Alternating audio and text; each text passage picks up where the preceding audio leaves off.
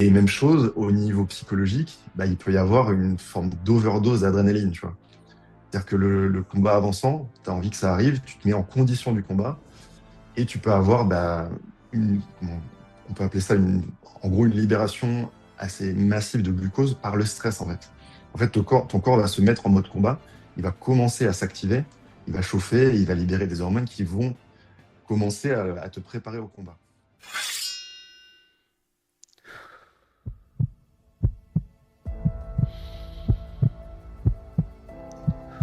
Bienvenue dans Mental ADN.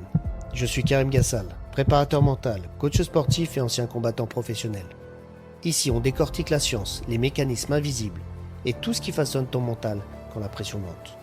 Parce que la performance ne commence pas dans le combat, elle commence dans ton système nerveux.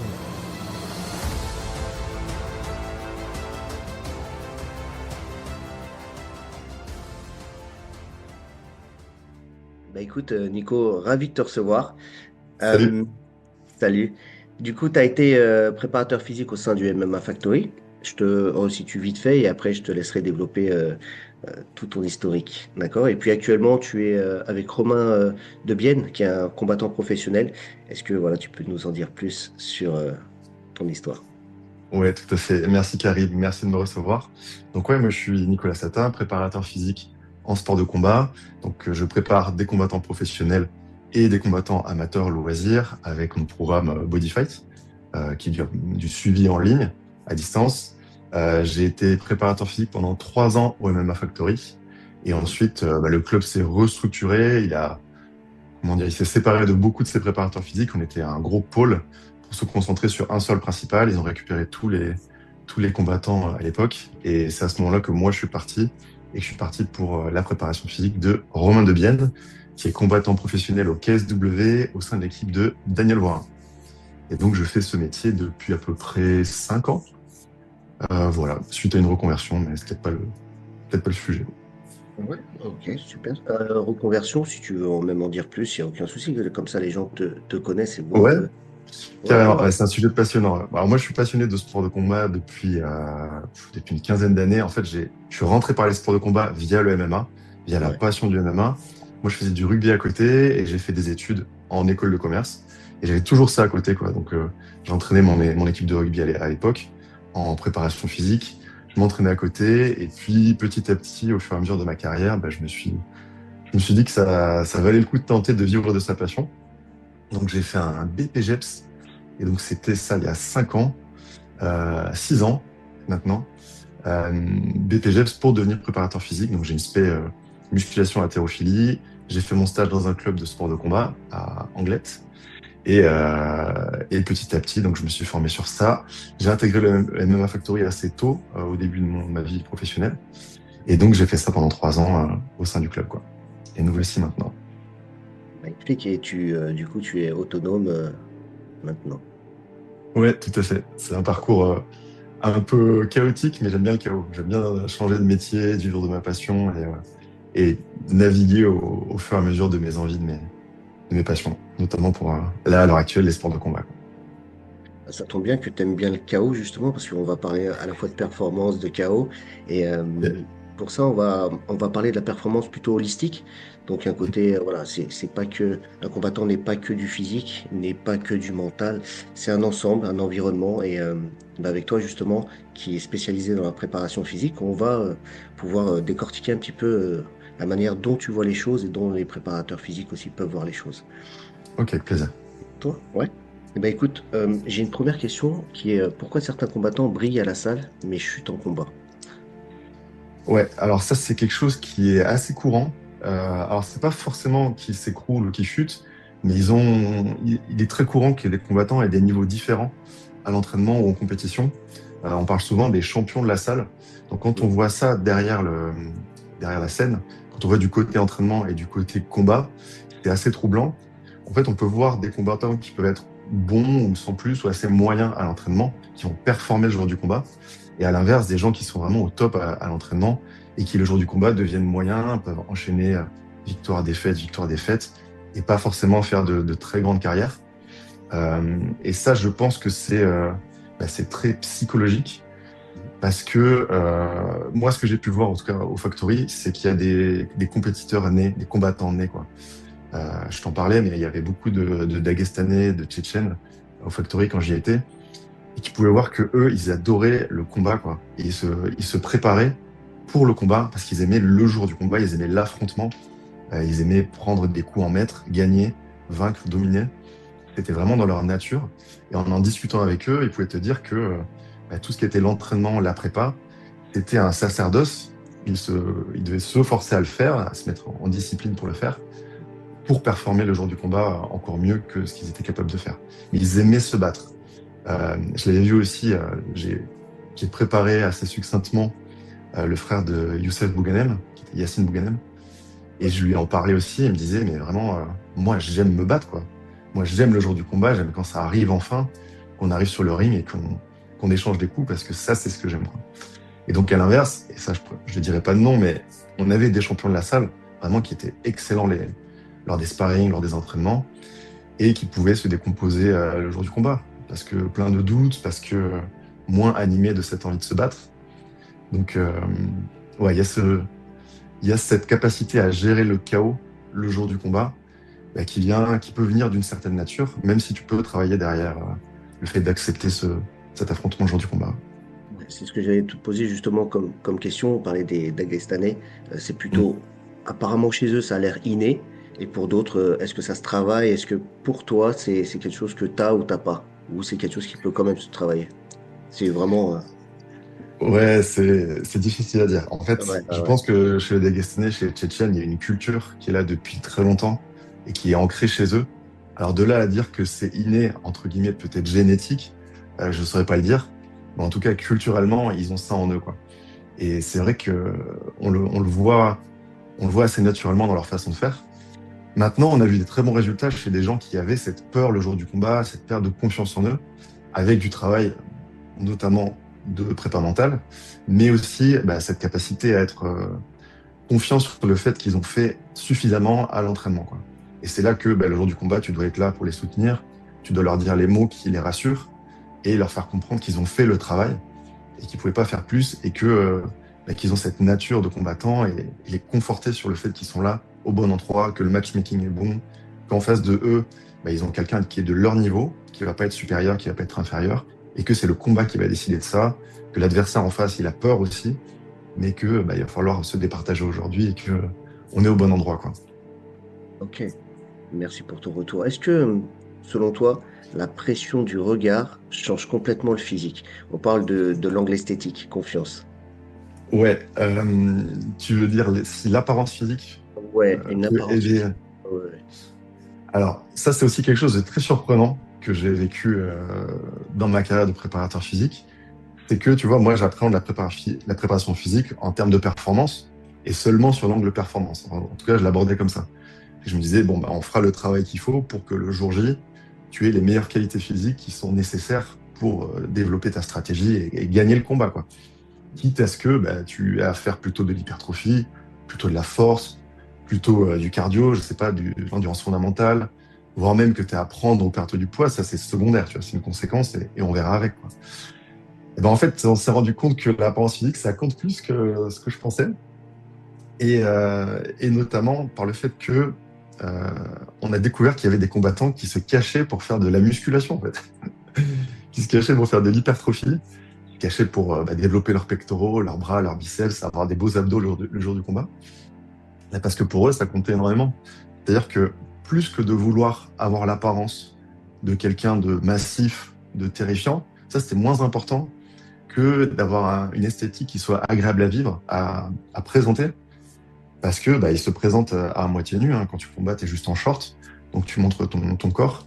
Et ils avaient ce besoin d'avoir confiance en eux physiquement, de savoir qu'ils pouvaient présenter quelque chose de beau et d'agréable visuellement pour être confiants. Donc ouais, ça a été une des grandes surprises quand j'ai commencé ce métier, c'est que les combattants professionnels apportent une importance, une grande importance à leur apparence physique, quoi. Ok. Et du coup, ça impacte plus sur leur, entre guillemets, performance pour toi? Bah, ça impacte pas vraiment parce que faire un peu d'hypertrophie ou faire un peu plus de sèche, ça va pas bouleverser tes performances physiques. mais il faut en prendre compte en fait. Il faut créer de toute façon avec un combattant pro, il faut créer un climat de confiance pour être sûr qu'il puisse te dire tout ce qu'il ressent, tout ce qu'il a, tout ce qu'il vit. Parce que tu sais, il faut toujours se montrer, enfin, ils veulent toujours se montrer comme super fort, performant, comme le meilleur, et ils veulent pas montrer leurs faiblesses. Sauf que tu as besoin de savoir si le mec est blessé, tu as besoin de savoir si psychologiquement ça va pas, pour adapter ta prépa physique, et pour qu'ils puissent l'appliquer et te faire confiance. Et sur ce sujet-là, il vaut mieux le savoir, comme ça tu orientes la prépa physique de la meilleure des façons, parce que un gars qui est combattant professionnel, c'est pas forcément un coach sportif. Donc s'il se met à faire de l'hypertrophie, il peut mal le faire et ça peut créer des tendinites, des surfatigues. Donc autant le savoir pour intégrer ça dans sa prépa physique le mieux possible. Donc, l'esthétique compte énormément au final, pour certains. Pour certains, Pour je peux certains. je pourrais pas te Ouais, mettre le curseur, hein. Je peux pas te dire si c'est ouais, ouais. 5, 10, 30%, Mais ça mais fait ça fait partie des éléments de confiance en soi. C'est ça, de confiance en soi. Ok, j'ai une image, elle dégage quelque chose et du coup, moi, ça me rend plus confiant et ça me permet aussi d'engager peut-être le combat de manière différente. Super. Ouais, ouais. Il faut pas oublier que dans ce métier aussi, dans les sports de combat et notamment dans le MMA, il y a encore assez peu d'argent, et il y a beaucoup de revenus qui peuvent venir du sponsoring. Et les combattants professionnels aujourd'hui, ils en prennent compte dès le début de leur carrière. Donc ils se créent une image, ils travaillent sur les réseaux sociaux, on leur dit de travailler leur image sur les réseaux sociaux, et l'apparence physique, ça en fait partie, quoi. Donc maintenant, ils intègrent ça dans leur développement de marque et de business et de carrière. Ça fait partie du package maintenant. Ouais. Ok. Et justement, quand tu as un athlète qui est sur le ring et et qui a pas mal de pression et que voilà, il y a l'adrénaline qui joue, qu'est-ce qui se passe dans le corps justement quand cette adrénaline monte trop vite? Euh, alors, quand Si là, on on... prend un terme un peu technique, hein, donc ça Ouais, pourrait ouais. aussi intéresser certaines personnes voilà, qui sont un peu plus pointues et qui justement suivent la prépa physique. On a beaucoup de combattants qui font leur truc de leur côté et c'est vrai que ça peut aussi se dire, OK, des points Ouais, ouais, techniques, tout à fait. ça peut les aider. Bah, il faut arriver le jour du combat le plus près possible, le plus affûté. Il y a une erreur technique qu'on voit souvent en prépa physique, c'est le surentraînement à l'arrivée du combat. Pas ce qu'on veut bien faire, parce qu'il commence à s'installer des doutes. Donc on veut répéter, on veut sentir son corps, on veut sentir qu'on est performant. Et ça peut arriver que des combattants s'entraînent trop pendant la phase d'affûtage. Tu vois, généralement, ça va être 1 à 2 semaines avant le combat.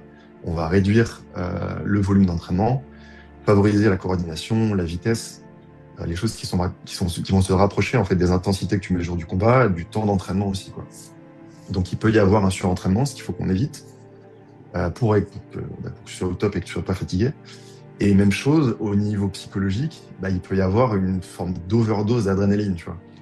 C'est-à-dire que le combat avançant, tu as envie que ça arrive, tu te mets en condition du combat et tu peux avoir on peut appeler ça en gros une libération assez massive de glucose par le stress en fait. En fait, ton corps va se mettre en mode combat, il va commencer à s'activer, il va chauffer, et il va libérer des hormones qui vont commencer à te préparer au combat. Et ça, il faut retarder ce moment le plus possible. Donc pendant la période d'affûtage ou pendant les fight week, il faut arriver aussi à détendre ton combattant, à le mettre en condition pour qu'il soit prêt au moment du combat et pas avant, quoi.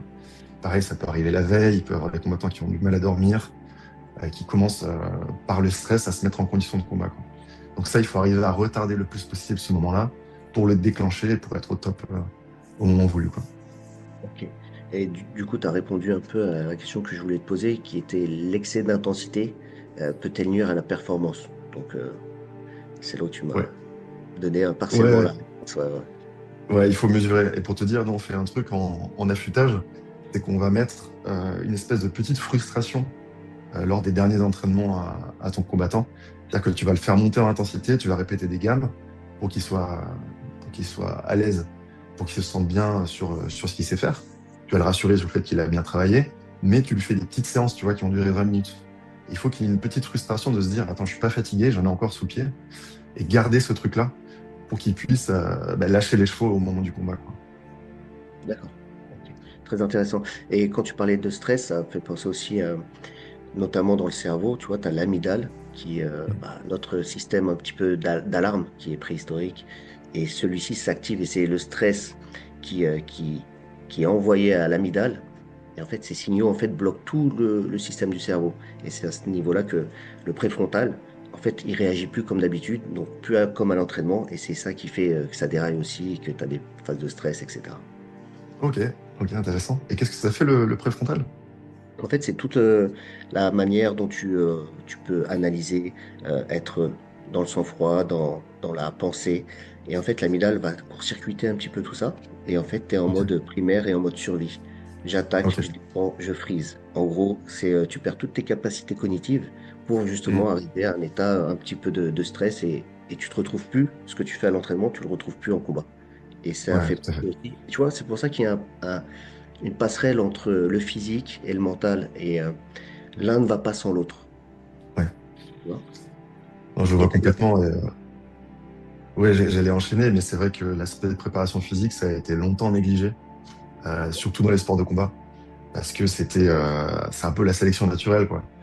Tu sais te battre ou tu sais pas te battre, les meilleurs survivront. Ça se faisait beaucoup aussi en club, c'est-à-dire que début d'année, tu as une centaine d'inscrits, à la fin, il y en a 10, quoi. Tous les autres sont blessés, détruits, et les exactement. derniers survivent. C'était un peu l'esprit à l'ancienne. Et maintenant, on s'est rendu compte par des profils comme Georges Saint-Pierre, Donald Cerrone, même Mike Tyson, tu vois. On s'est rendu compte que les jours du combat, ils pouvaient vomir, pleurer, les jambes en coton, effet tunnel, envie de fuir. Et on s'est rendu compte que bah, ça aurait pu être compensé par de la prépa mentale, quoi. Donc maintenant, on intègre ça dès qu'on voit les premiers signes, les signes de doute, ou qu'au sein d'une discussion avec ton combattant, tu sens qu'il y a besoin de ces discussions-là, en fait.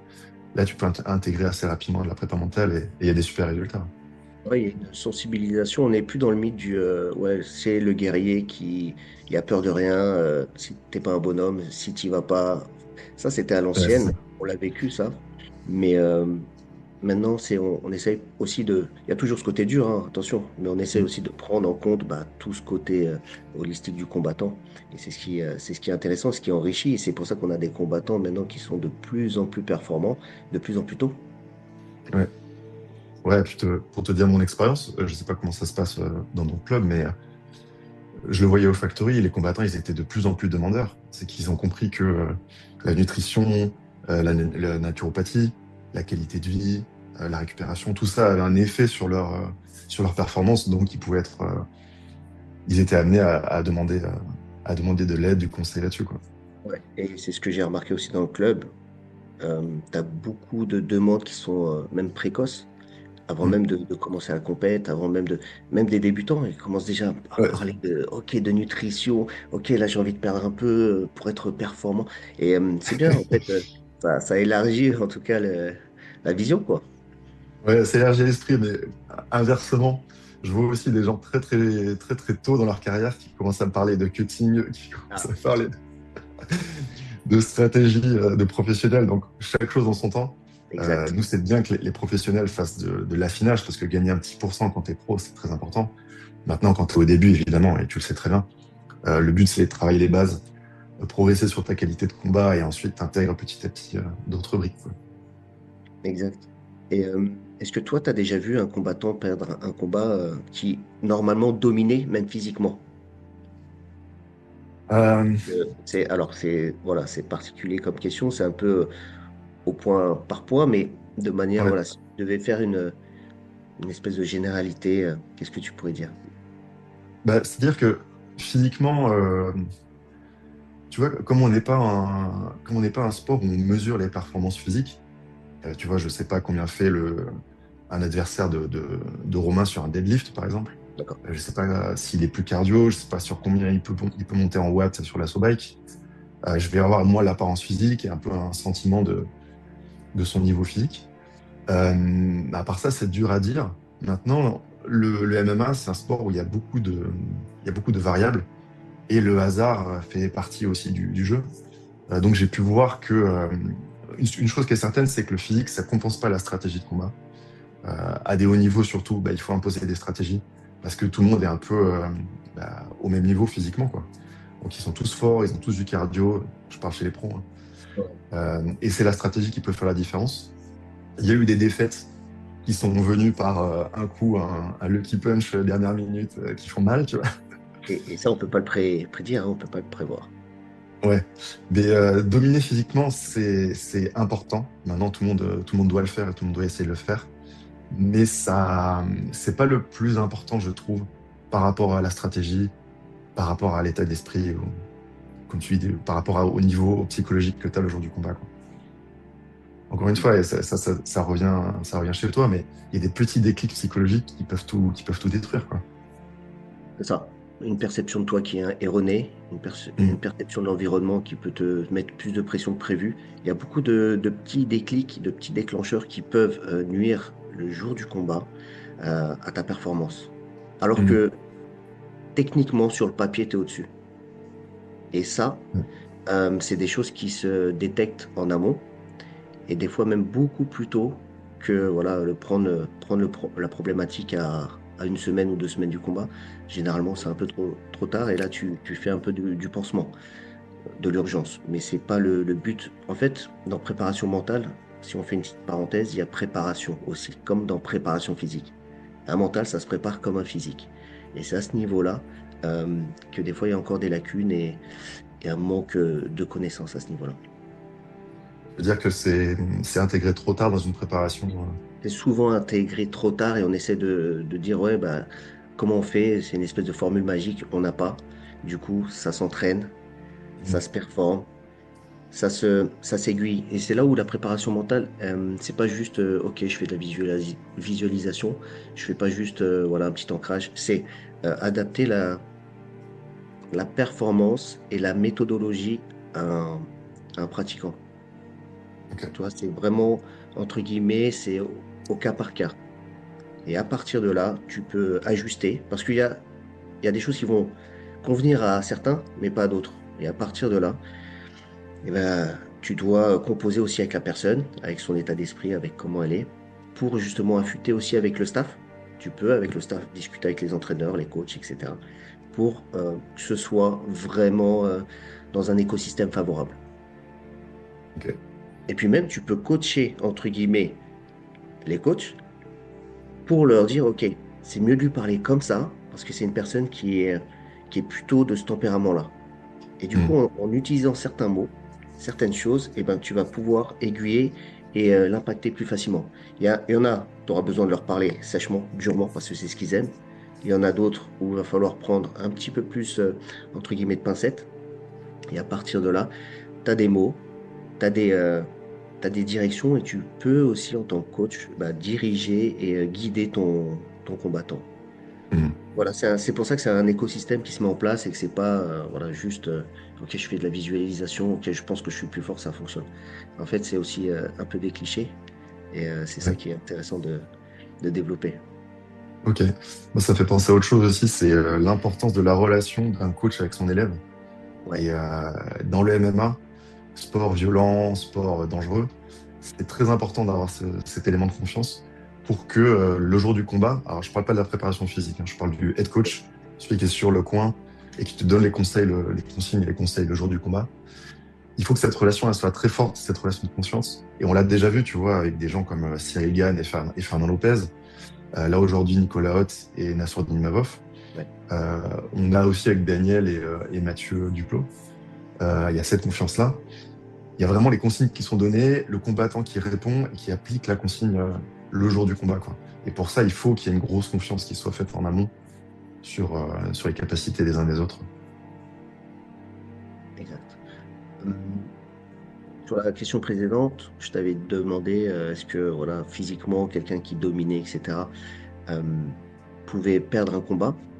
Mhm. Et selon toi, si c'est le cas, qu'est-ce qu'il lâche à ce moment-là dans le combat? Dans la tête ou dans le corps, Euh, selon toi? alors moi, ce que je peux voir, alors c'est du cas par cas, mais ce qu'on peut voir, c'est la perte de lucidité. Ça, c'est Ouais, quelque chose qui est assez courant. C'est un cas que j'ai vu assez récemment. Bah, c'est que la fatigue fait que bah, tu perds tes automatismes, tu perds ta technique, tu peux baisser ta garde et, euh, et c'est là que tu prends le coup en trop, quoi. C'est là que tu prends le petit coup qui ne devait pas passer, qui passe jamais. C'est là où tu n'as pas tes réflexes. Donc, ouais, je dirais Le pire, c'est la lucidité. Maintenant, les deux combattants perdent en lucidité au fur et à mesure du combat. Donc ça se prépare. Tu mets tes combattants sous fatigue intense, tu leur fais faire des gestes techniques sous fatigue et tu les habitues à faire ça, quoi. Il y a plein de choses à faire physiquement.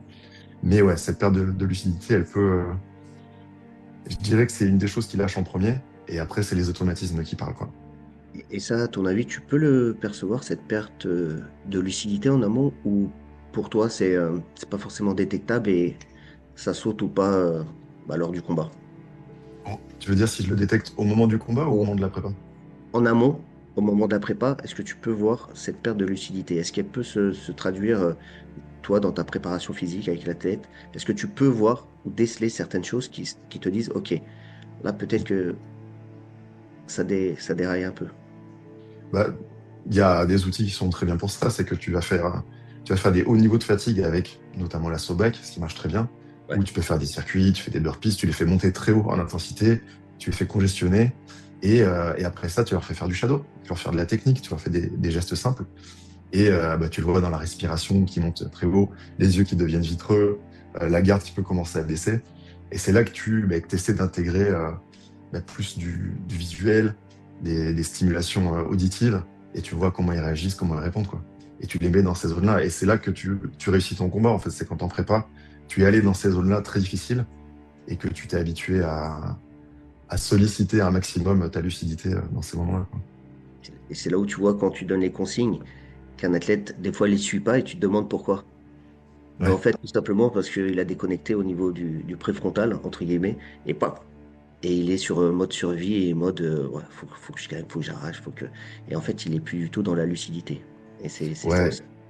Et ce qui est difficile à répliquer, et je pense que c'est là que la prépa mentale est intéressante, c'est que tu peux pas répliquer le bruit qu'il y aura le jour du combat, la foule qui regarde, l'enjeu, le bruit, enfin, j'ai déjà dit le bruit, les coups que tu as pris.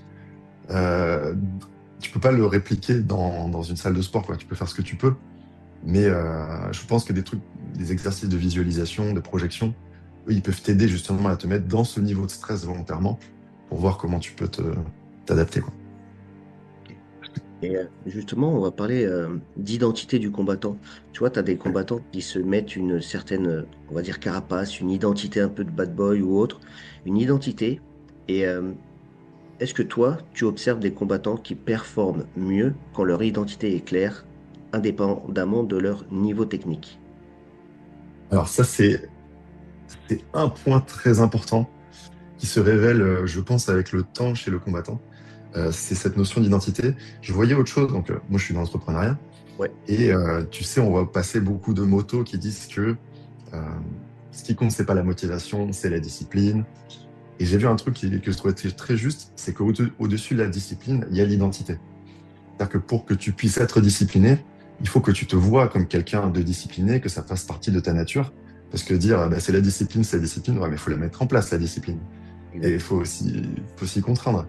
Et si tu n'as pas ce truc de te projeter personnellement dans ce que tu es, dans ce que tu veux devenir, dans l'apparence que tu veux donner aux autres, et ce que tu veux être pour toi-même, pour ta communauté, pour ta famille, je- tout dépend de ce qu'on considère comme soit l'identité collective, par exemple. Ça va être difficile d'imposer cette discipline. Et l'identité, elle est très utile dans les phases, dans les moments difficiles du combat, quoi.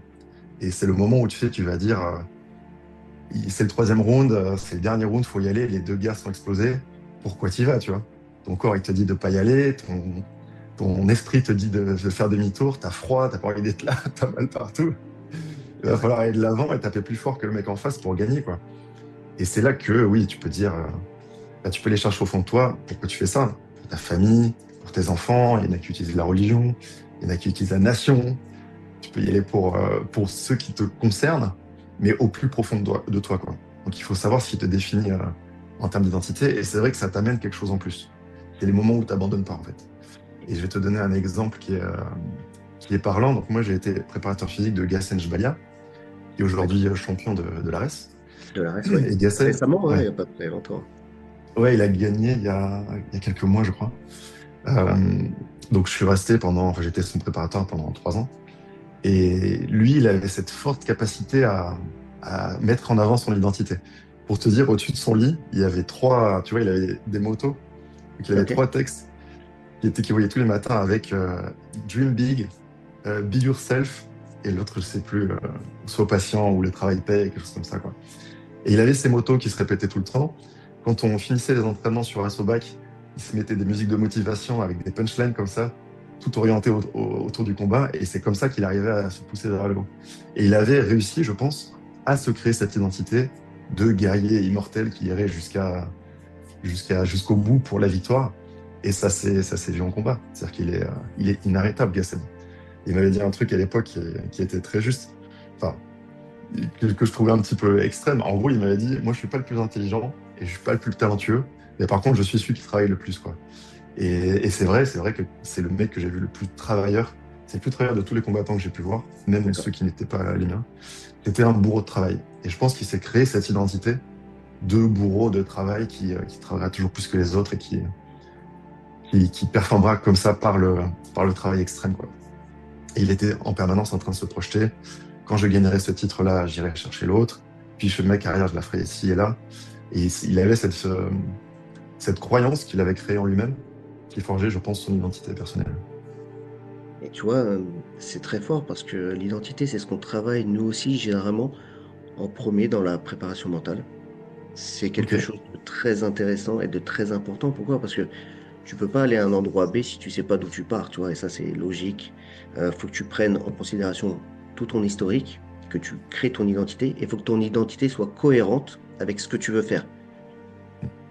C'est-à-dire que si je te prends un exemple, quelqu'un qui est obèse et qui veut perdre du poids, et qui regarde dans la glace et qui se voit toujours, même s'il a perdu du poids, toujours gros, du coup, il y a une désynchronisation entre lui et ce qu'il veut être. Et c'est là où tu as un gap et tu as quelque chose qui ne se crée pas parce que l'identité n'est pas en cohérence avec ce qu'il veut être. Et là, tu vois, tu as ton athlète, Gassem, qui a construit son identité. Alors, c'est très bien, en plus, il a réussi à le faire seul. Il a réussi à construire son identité et il a réussi à se l'intégrer. Et à partir de là, il est devenu cette identité. Et c'est ça qui est très intéressant. Et tu parlais de bourreau de travail. Euh, Après, j'en connais un aussi qui était pas mal aussi bourreau de travail, qui est encore bourreau de travail, c'est Saladin Parnasse, et qui Ouais. lui aussi est considéré comme voilà, un acharné, et il le montre. Et voilà, et au-delà du je suis le meilleur, au-delà de je suis performant, j'ai le don, c'est je travaille. Je travaille, je mets en place des procédures et des processus qui me permettent d'avancer. Et ça, c'est Mhm. dans l'identité. Et tout le monde n'est pas, c'est OK, tout le monde n'est pas fait pour ça. Tu peux avoir des gens qui sont des bourreaux de travail, tu as des gens talentueux, et OK, c'est OK. Après, certains ont des limites, d'autres moins, en fonction de leur profil. Mais en tout cas, l'identité, elle est très importante. Ok. Et comment tu peux révéler l'identité de quelqu'un comme ça en prépa mentale? C'est un travail on fait un travail introspectif, on vient chercher certains points, on vient chercher qu'est-ce qui les anime. Et à partir de là, on vient, on va dire, titiller un petit peu ce qui anime. On va voir aussi ce qui les freine. On va voir quelles sont leurs pensées limitantes. Mhm. Et avec toutes ces données, on co-construit avec eux une identité qu'ils acceptent, qu'ils mettent en place et qu'ils reproduisent. Il faut Ok. qu'ils l'appliquent, il faut qu'ils le mettent en place. Et de toute façon, une identité, quand elle est acceptée, elle devient naturelle. Mhm. Et à partir de là, tu es cette identité. Sinon, tu joues un rôle. Et c'est en ça, d'ailleurs, où je te- je vais entre guillemets, t'interloquer là-dessus. Est-ce que, pour toi, un combattant qui s'est créé une identité de mec, je suis le plus fort, je suis le meilleur, est-ce que ça va le fermer dans un espèce de, de socle, ou est-ce que, au contraire, c'est quelque chose qui peut être salvateur pour lui et l'aider? Si je vais dans l'extrême. Ouais, je vois. Un combattant, il est obligé d'avoir confiance en lui et il est obligé de se projeter. Donc, il est obligé de faire de la méthode Coué d'une façon ou d'une autre, quoi. Donc, l'auto-persuasion qu'il est le meilleur, ça peut l'amener à aider ce processus de devenir le meilleur, quoi.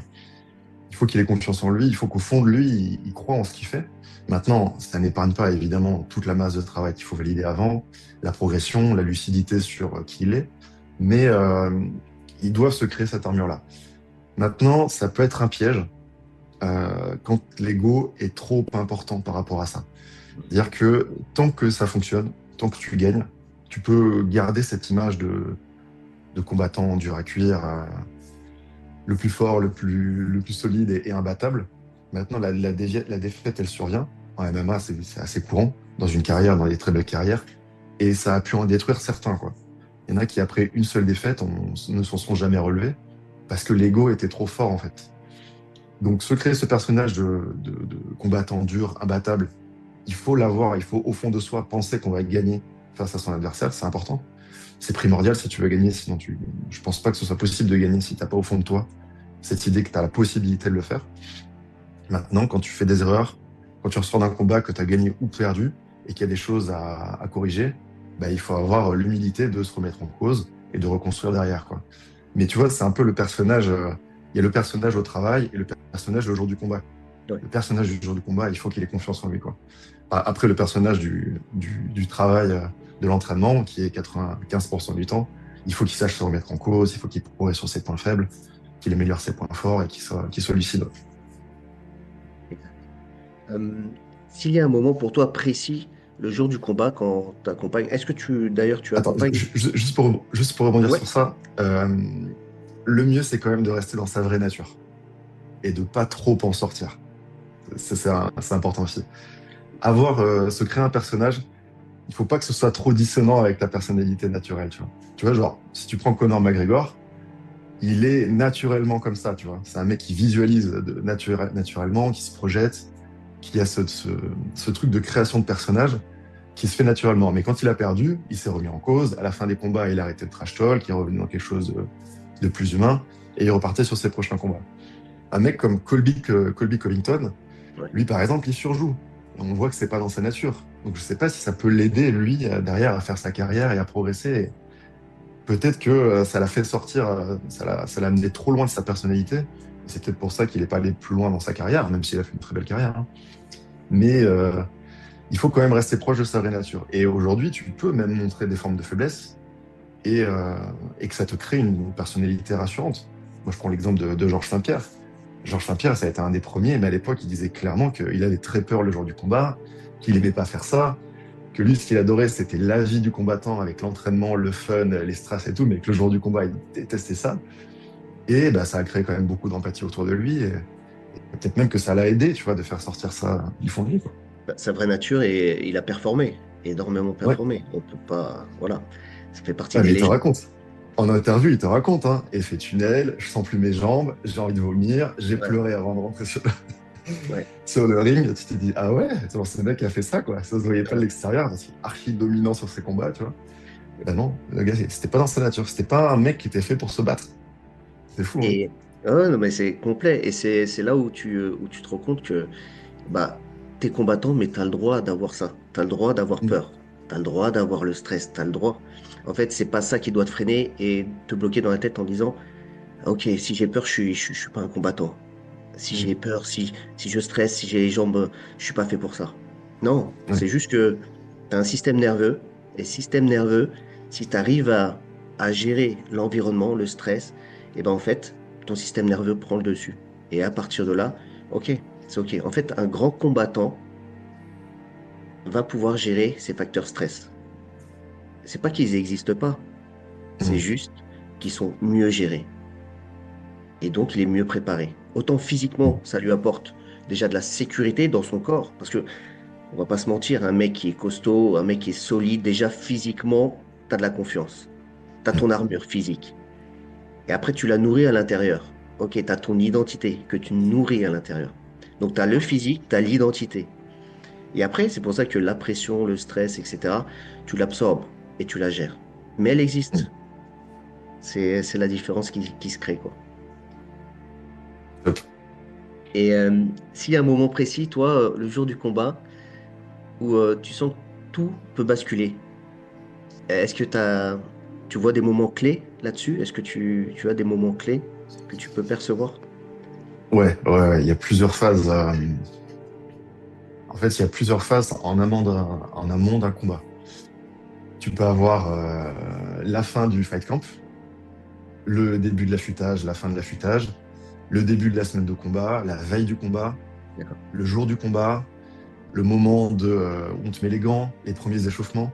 Et tu vois, chaque combattant va commencer à se mettre une pression supplémentaire sur une des phases, en fait.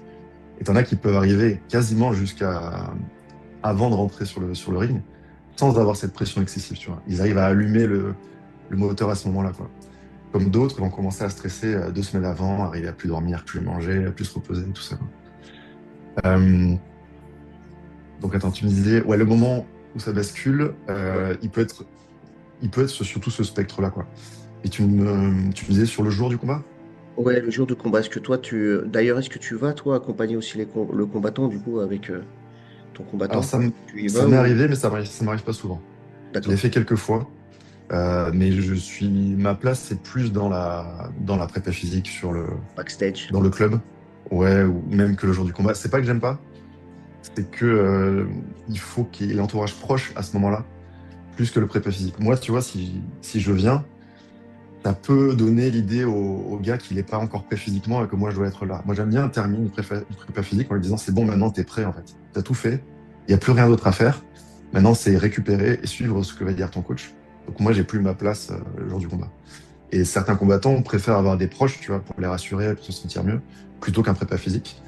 Comme d'autres réclament le prépa physique et réclament ma présence, tu vois. Donc, D'accord. j'ai pu faire les deux.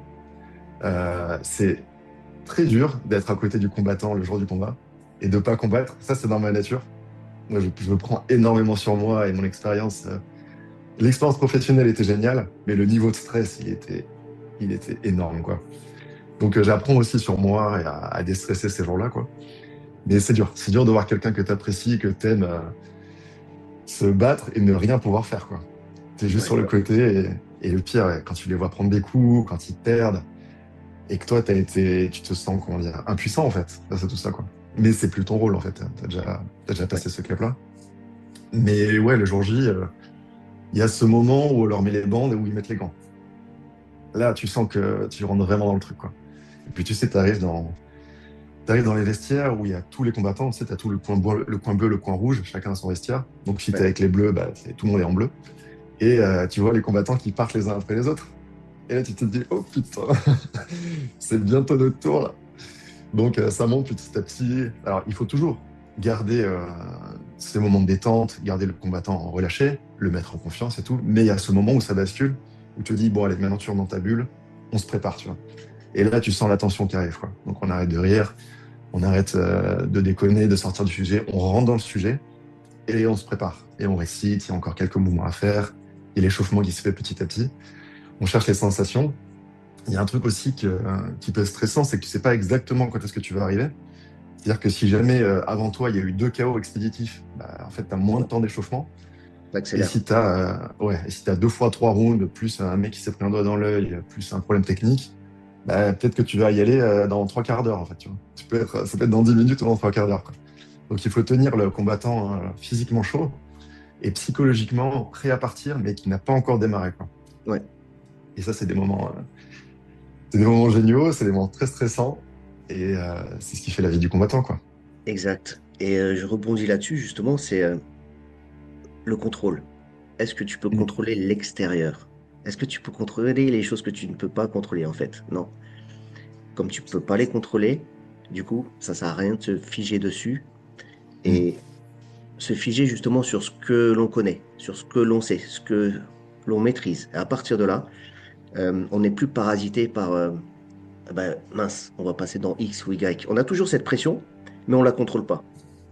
Et c'est Mm. ça qui est aussi intéressant en prep mental, c'est que tu peux euh, te focaliser sur les choses que toi tu contrôles. Et à partir de là, tout le reste, c'est le parasite. C'est des pensées Mm. parasites. Et, euh, et ça sert à rien de... Voilà, c'est comme le résultat. Le résultat, tu vas pas le contrôler. Par contre, tu peux contrôler ta performance. Tu peux Mm. contrôler euh, ton exécution de mouvement. Tu peux contrôler tout ça. Et après, ça t'apporte le résultat. Mais ça, c'est à la fin. C'est pas Mm. le but ultime. Et c'est ça, Ok. aussi qu'on met aussi dans la prep mentale et dans l'accompagnement. Et Ok. Alors, il y a un truc qui est ben, assez important aussi le jour du combat, c'est de pouvoir visualiser tout ce que tu vas faire le plus en amont possible. ouais, Et généralement, quand tu arrives sur le lieu où tu vas combattre, même c'est encore mieux de pouvoir y aller la veille pour pouvoir rentrer dans la cage, avoir des repères visuels, avoir des sensations, tu vas sentir le sol. Un truc tout con, mais juste s'il y a des sponsors, des trucs écrits par terre, tu vois, que tu les vois déjà dans un premier temps, pour pas que exact. tu découvres des trucs le jour du combat, quoi, et que tu perds ton attention, quoi. Si tu te rends compte qu'en fait, le ring, bah, il n'y a qu'un côté où il y a des spectateurs plutôt que de tous les côtés, s'il y a des gens très très proches, la lumière, les hauteurs de plafond, c'est bien d'avoir ces repères-là avant, tu vois, Et tout ça, pour pas découvrir. exactement. Et tout ça, en fait, c'est une sorte de préparation mentale. Tu te Hmm, prépares, tu encadres, tu fais de la visualisation, tu fais du ressenti. En fait, bah, tout ça, c'est des amorces de préparation. ok. Et c'est ce qui se fait. Et en fait, les gens le font, entre guillemets, naturellement, à un certain degré. Et le prep mental, lui, vient chercher plus loin, pousse la chose pour que ce soit vraiment intégré et cohérent avec son système à lui. Mais c'est ça, c'est la personne qui rentre. Tu vois, on les voit un peu taper contre la cage. Ok, je m'appuie. Comment? On leur dit même, hein. Ok, Hmm, sans la cage. Ok, sans le sol, comment il est? Ok, est-ce que là-dessus je vais pouvoir. Et là, c'est du physique. Est-ce que je vais pouvoir rebondir ou est-ce que c'est plutôt dur ou est-ce que c'est plutôt, tu vois, mou? hmm. Comment je me sens? Ok, est-ce que je vais pouvoir, selon mes appuis, l'explosivité que j'ai, ok, rebondir, éclater? Est-ce que je vais pouvoir faire des choses? Et tout ça, c'est intégré. Voilà, c'est un écosystème en fait. Hmm. Euh, Ah, c'est sûr. Là, tu vois, j'ai un flash qui me revient, c'est que, ouais, en fait, quand tu es en professionnel, tu as beaucoup plus de facilité à accéder à la structure, à faire ces choses-là. En plus, tu connais ton adversaire parce qu'il y a déjà des combats lui sur Internet, donc tu peux le voir. Il y a plein de choses que tu peux anticiper. Alors que ouais. quand tu es en amateur, quand tu es un amateur, tu arrives dans des endroits, tu les as jamais vus de ta vie. Tu C'est découvres la taille de la cage. Parfois, c'est un ring. Tu sais pas si le sol il est mou, il est dur. En face de toi, le mec, tu sais pas du tout qui c'est, tu l'as jamais vu. Le public, c'est pareil, il va crier dans parfois une langue qui est pas la tienne. Donc, je trouve que ouais, euh, la carrière amateur, elle est quand même c'est- robuste, quoi. C'est dur, hein? Ouais, en effet, ouais. Parce que tu n'as pas forcément de données sur ton combattant, Ouais. l'adverse. Donc, tu es là, tu dis, bon, est-ce que c'est un lutteur? Est-ce que c'est un grappleur? Est-ce que c'est un grappleur? Est-ce que c'est un striker? Mhm. Voilà. Et là, tu Et puis, tâtonnes. t'arrives dans des trucs perdus à la campagne, dans des salles des fêtes, Ouais, où tu sais pas si le public il va te sauter dessus ou quoi. c'est ça. Et puis, l'orga, des fois, bah, c'est en cours de construction, donc c'est pas facile pour eux. Mais tu vois, l'orga, des Mhm. fois, c'est un peu défaillant. Donc, tu es là, tu sais pas trop comment ça passe. Et c'est compliqué, hein, dans les événements, c'est compliqué. Et c'est Ouais. bien. Ça les met dans le bain direct. Ah ouais, l'amateur, ça forge le caractère, quoi. Ouais. Exact. Et puis là, le circuit amateur est de plus en plus développé. Mhm. Voilà, ça n'existait pas il y a 10 ans, quoi. Ah, c'est génial. Moi, je trouve ça génial ce qu'ils ont fait en amateur. On voit aujourd'hui des combattants amateurs qui ont une visibilité énorme. Ah oui. T'as des compétitions qui priment, où l'amateur va primer sur le pro ou au moins se mettre au même niveau parce qu'il y a de la visibilité. Et ça, c'est génial. Je pensais pas que ça prendrait Cette ampleur. ce chemin-là, Ouais. mais c'est vraiment très bien, quoi. Ah, c'est génial. Est-ce que selon toi, les meilleurs combattants recherchent à contrôler le combat ou on va dire être à l'aise dans l'imprévu? Tu vois, est-ce que c'est plutôt la team je contrôle de A à Z ou un super combattant, c'est celui qui va voilà, gérer l'imprévu? Et Alors ça, c'est une compliqué bonne un petit peu. question. Bah, tu sais, quand tu arrives à des niveaux professionnels, tu vas travailler tous les secteurs du combat. Quoi qu'il arrive, il faut que tu progresses surtout. Et souvent, ce qu'on dit, c'est que loin des combats, tu essaies de développer toutes les qualités. Et à l'approche du combat, bah, tu développes tes points forts et les points nécessaires pour ta stratégie de combat. Sachant que bah, peut-être que tu vas devoir sortir du game plan et t'adapter, tu vois. Donc, bah, je dirais, le professionnel, le champion, il va toujours se laisser des portes sur l'adaptation. Enfin, imagine, il commence en striking, il pensait que ça partait en striking. Si ça part en grappling, bah, il sait tourner son cerveau en mode, voilà, plan B, plan C, on fait ça, on réadapte la stratégie, j'écoute ce que dit le coach. Donc, je pense qu'il a cette notion de gérer l'imprévu, quoi. Maintenant, l'amateur, il a tellement de choses à développer que il va se dire, il faut que je contrôle un maximum de choses, ouais, que je sois expert. Enfin, tu peux le voir parfois, tu vois, à l'entraînement, sur des amateurs ou sur des débutants, qui vont essayer de travailler sur des techniques hyper pointues avant de maîtriser les bases. Typiquement, c'est le gars au grappling. Il vient et il essaie de faire un twister ou un flying armbar, tu vois. Tu lui dis non, mais d'abord, positionne ton corps, essaie de passer une garde, essaie de Stabilise. voir comment tu transfères ton poids, et puis après, on verra, tu vois. Déjà, apprends un peu à lutter et à dominer si tu peux. Et derrière, on verra les grandes techniques poussées, tu vois. Donc, ouais, l'amateur, il faut qu'il soit généraliste. Et je sais pas si j'ai répondu à ta question. Si, si, vraiment en partie, oui, tu as réussi à prendre. Après, c'était vraiment, est-ce qu'un combattant, l- pour toi, un combattant est meilleur s'il encadre le jeu, s'il contrôle de A à Z, ou si il fait face à l'imprévu, il est très bon là-dedans et il est imprenable. Bah, aujourd'hui, on voit ce qui marche, c'est d'imposer son game plan. Euh, Là, on le voit de plus en plus. C'est le combattant qui impose son style de jeu et son combat, qui est son game plan, qui gagne généralement, tu vois. Et D'accord? on a beaucoup moins en fait de victoires par des contre-attaques ou par des adaptations. Et tu vois, encore un très bon exemple, c'est Nassourdine contre Adesanya. Ouais. Bah, il a imposé son style. Adesanya, qui est plutôt un contre-attaqueur, n'a pas réussi à se mettre à imposer quelque chose à Nassourdine. Et Nassourdine est de l'avant, il a imposé son jeu, il a gagné. D'ailleurs, je pense, c'est beaucoup dans la stratégie Nicolas Hoth, c'est de mettre en place des plans et les imposer coûte que coûte, avec l'aspect physique aussi autant que technique. Et j'ai envie de dire que ouais, la grosse stratégie sur les combattants professionnels, c'est d'imposer des game plans coûte que coûte, quoi. Et on commence à avoir des plans très complexes, quoi. Et c'est beaucoup moins toi contre moi et on voit comment ça se passe et freestyle, tu vois. Alors, c'est des combats qu'on adore, tu vois. Des combattants comme ça, on les adore. Mais même, tu vois, Geji ou il y a d'autres comme ça, comme Magor. Geji, c'est un bon exemple. Ouais, Et il s'est mis à adapter des stratégies maintenant, ou Sean Strickland. C'était les gars qui étaient des gros bagarreurs. Maintenant, ils imposent des game plans, quoi. Ils ont Chili Shell, le front kick, et deux, trois coups, et puis c'est tout. Et ils vont être des experts de leur truc, ils vont avancer, ils vont gagner comme ça. Et là, ouais, Geji, c'est un bon exemple, quoi. ouais. D'ailleurs, là, tu me fais penser, du coup, à un bon combattant, c'est est-ce qu'il maîtrise une palette de différentes techniques ou vraiment il est spécialisé dans quelque chose de bien précis et il le maîtrise à la perfection. Alors, Euh, c'est une Ça a petite longtemps. une Ouais, ouais, colle. c'est une petite colle, mais c'est pas grave. On parlait de JSP, de Georges Saint-Pierre. Ouais, Lui, ça a été je veux tout développer et être un combattant complet. ouais, T'as d'autres gars, si tu prends. Alors, ça, c'est peut-être plus chez les poids lourds. Mais chez un poids lourd, tu peux te permettre d'être juste un bon striker, tu vois. Ou juste un bon grappleur, quoi. Tu prends, je sais pas, Derek Lewis, gros striker en anglaise, et puis il n'y a pas grand-chose d'autre, tu vois. Et il a quand même fait une carrière avec ça. il a fait une Euh, carrière. ouais, t'avais, pour revenir un petit peu plus loin, genre Frank Mir, dont j'étais un très grand fan, Ouais, Franck qui Mir. était un énorme grappleur, quoi. Énorme grappleur chez les poids lourds, et il a fait une super carrière comme ça. On a d'autres aussi, Fabricio Verdum, quasiment que du grappling. Et tu peux aller dans cette dimension-là unique. Maintenant, le sport, il veut que tout le monde soit complet sur tout, quoi. Donc ça va être de plus en plus difficile d'être un spécialiste.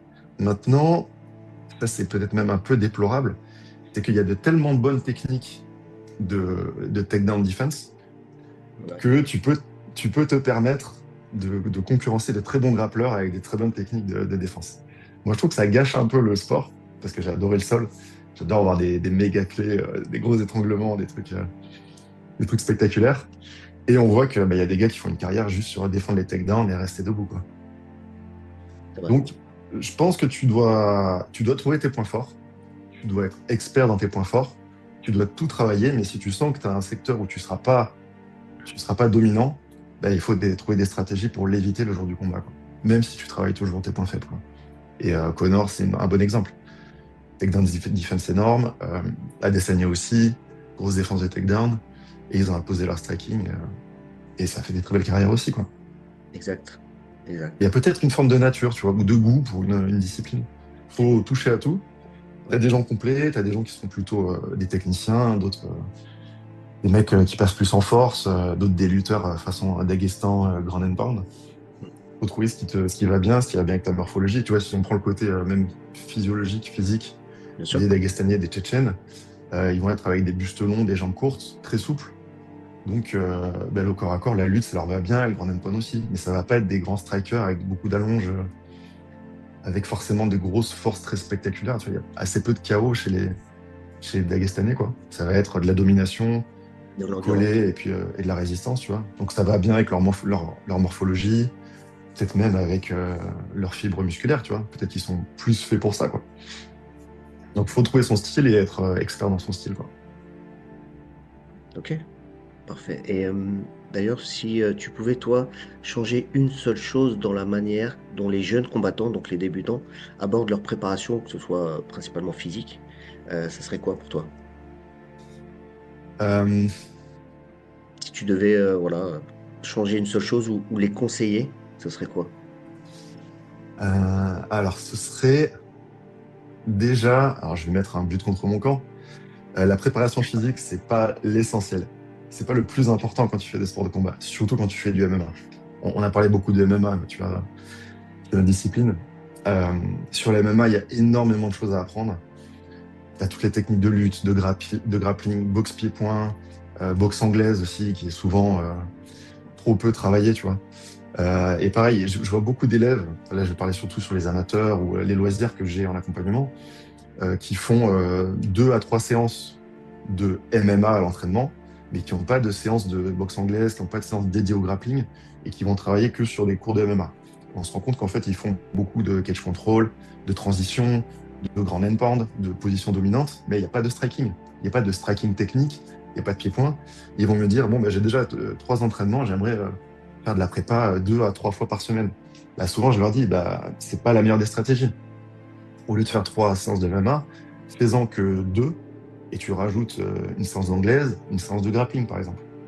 Et après, une fois que tu as fait ça et que tu as assez d'énergie et que tu as assez de temps, que tu récupères bien, tu peux peut-être intégrer 1 ou 2 jours de prépa physique en plus. Mais pour être bon en MMA, il faut travailler toutes les disciplines du sport de combat en priorité, quoi. Donc le premier truc, c'est si vous vous mettez au sport de combat, pratiquez un maximum de sport de combat. Et quand vous commencez à vous connaître, que vous voyez des défauts physiques, ou que vous sentez que vous avez besoin de passer un cap, là, vous pouvez intégrer de la prépa physique.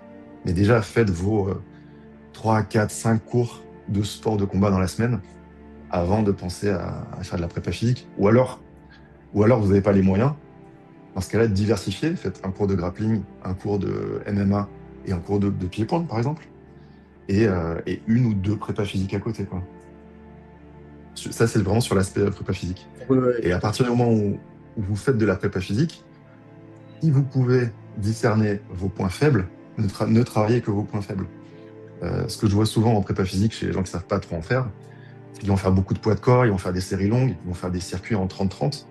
Sauf qu'on se rend compte que c'est des intensités qu'ils développent déjà à leurs entraînements, via leur sparring ou via leur pratique, tu vois. Donc j'ai envie de dire, souvent ce qui manque, c'est un déficit de force, enfin, souvent un déficit de force chez les gens. Donc primordial, travaillez votre force et un cardio spécifique. Au lieu de faire des circuits en 30-30 ou faire de la course à pied en endurance fondamentale, faites des fractionnés intenses. Faites des montées de côte en sprint sur 10 secondes avec beaucoup de temps de récup. Et quand vous aurez travaillé votre force et votre vitesse, explosivité et le cardio adapté, là, vous sentirez une différence dans votre pratique, quoi. Maintenant, si vous avez l'impression de manquer de résistance, pourquoi vous manquez de résistance? Est-ce que c'est en lutte? Est-ce que c'est en grappling? Est-ce que c'est une forme de résistance dans les jambes, dans les bras? Et après, on adapte ensuite la prépa physique. Mais il ne faut pas se lancer sur la prépa en se disant j'ai vu les Dagestanais, ils soulèvent des pierres, ils luttent et ils courent, je vais faire pareil. Ou je vais faire comme dans Rocky, tu vois. On est Carrément. tous passés par là, tu vois. Rocky, il faisait des dizaines, des centaines de pompes, et vas-y, il a des gros muscles, il fait des pompes, je vais faire pareil, quoi. Bah, au début, ça marche, mais tu arrives vite à une barrière parce que tu vas perdre ton temps, tu vas pas optimiser ta démarche de préparation physique. Merci pour ton retour. Si j'ai une dernière question à te poser, c'est voilà, si un combattant devait retenir une seule chose, une seule règle pour ne pas se saboter le jour J, pour toi, ce serait quoi? Ça peut être dans Euh, ta préparation physique spécifique ou dans quelque chose qui te parle. Voilà. Pour toi, ça serait quoi? ouais, apprendre à se connaître. Ouais. Euh, L'identité, c'est vrai que j'y pense de plus en plus. Et travailler. À la fin des fins, c'est le travail qui compte. Il y a des gens avec du talent, Il y a des gens qui n'ont pas de talent, mais ceux qui travaillent, ils finiront toujours devant ceux qui n'ont pas travaillé. Donc si tu as du talent, tant mieux pour toi. Si t'en as pas, tu vas devoir bosser. Et quoi qu'il arrive, il faut que tu bosses. Ne te repose pas sur tes lauriers, apprends de tes erreurs, mais surtout mets du travail et du volume de travail, quoi. Je te fais beaucoup de conseils. Non, c'est génial. Comme ça permet aux gens, aux jeunes combattants aussi Mm. peut-être de refaire un point sur leurs objectifs et de se dire, ah, ça, je l'ai pas travaillé ou ça, je l'ai pas vu comme ça et c'est toujours Ouais. intéressant. De l'humilité, de la curiosité, organisation, volume de travail. Et après, volume de travail intelligent. Écouter son corps, parce que c'est quand même un sport où on se blesse beaucoup. Oui, Ce truc de ça fait mal, mais je continue. Ouais, mais t'as peut-être une tendinite, en fait. Donc, une douleur de tendinite, c'est pas comme une courbature. c'est ça. Ça va être très, très gênant si tu gardes ta tendinite pendant des mois. Et j'en vois plein des combattants comme ça. Ils ont des tendinites, ils sont cassés, ils viennent encore et ils s'entraînent. On leur dit stop, Mm. stop. Non, ils continuent. Et au pire, et ça continue, et puis ils continuent, et puis ils vont se blesser. Et plus Ouais, ils vont se blesser, plus ça va durer longtemps. En fait, c'est ouais, c'est ça. contre-productif à un moment. Ouais, c'est no pain, no gain. Ouais, ouais, ouais. Et ils ont du mal à le comprendre, en fait, parce qu'ils se disent, le jour J, là, si je perds, c'est parce que je me suis pas assez entraîné. J'ai pas assez mis de volume. Mais des Mm. fois, on sait que le volume, aussi, s'il est mal géré, c'est contre-productif. Mm. C'est sûr. Il faut être patient, il faut être organisé, il faut bien s'entourer. C'est une longue quête, en fait. Ouais, C'est quelque chose, c'est une quête épique, en fait. C'est la découverte de ton corps, de ta personnalité, t'affrontes l'adversité. Ça fait partie du parcours de faire des erreurs. exact. Il faut avancer et être humble, savoir se remettre en cause, être curieux, regarder ce qui se fait, pas hésiter à aller voir aussi d'autres choses. Ah oui, chose qui se faisait beaucoup, qui se faisait très peu avant, qui se fait plus, c'est de ne pas hésiter à aller dans d'autres clubs, s'entraîner un peu partout en fait, et de comparer ce que les coachs ont à proposer. Pendant longtemps, et surtout dans les sports de combat, les coachs te disaient toujours, te disaient souvent, moi je suis le meilleur, les autres ils sont nuls, les écoute pas, tu vois. Mais j'ai entendu des centaines de coachs me dire ça, mais non, mais c'est comme ça qu'on envoie un cross, c'est comme ça qu'on fait un crochet, pas autrement, c'est comme ça qu'on défend une attaque de takedown. Ok, et alors lui qui a dit ça, et puis l'autre qui a dit ça, je fais comment en fait? Ouais, c'est moi le meilleur, les autres c'est tous des cons. Donc ouais, soyez curieux, créez-vous vous-même votre façon de vous entraîner. Prenez ce qu'il y a à apprendre partout où vous le trouvez. Construisez votre style, trouvez ce qui est le plus adapté à vous, soyez patient, travailleur et il faut y croire. Il y a des places à prendre dans le MMA professionnel et dans le MMA amateur. Il y a des carrières à faire, même si tu fais pas de carrière. De toute façon, c'est de l'expérience à prendre que tu ne regretteras pas.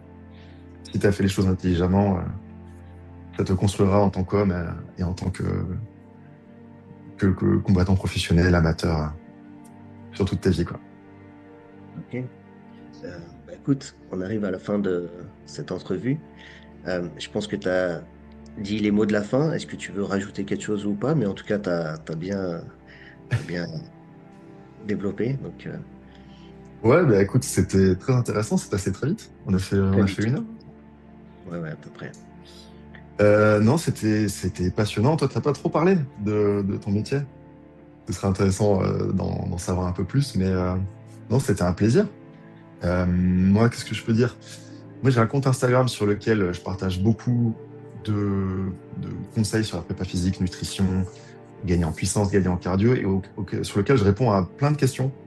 Donc, s'il y a des gens qui passent ici et qui veulent me poser des questions sur la prépa physique, je réponds toujours Ouais, sur Instagram. Donc c'est bodyfight.fr. Donc bah, ok. n'hésitez pas à passer, à me poser vos questions. Moi, c'est toujours un plaisir de partager ma connaissance. Moi, je veux que ce sport il devienne encore plus grand. Je pense que tu as connu ça aussi, mais moi, j'ai découvert ça il y a une quinzaine d'années. C'était vraiment un truc ultra marginal.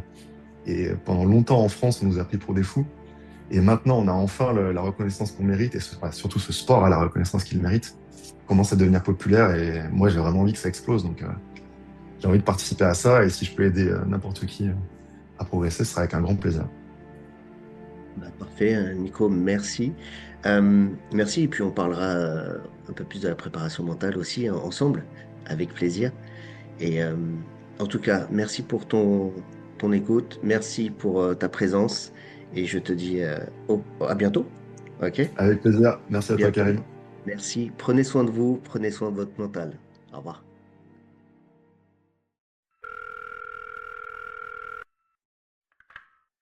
Merci d'avoir écouté Mental ADN. Reste lucide, reste discipliné et n'oublie jamais, le vrai combat commence à l'intérieur.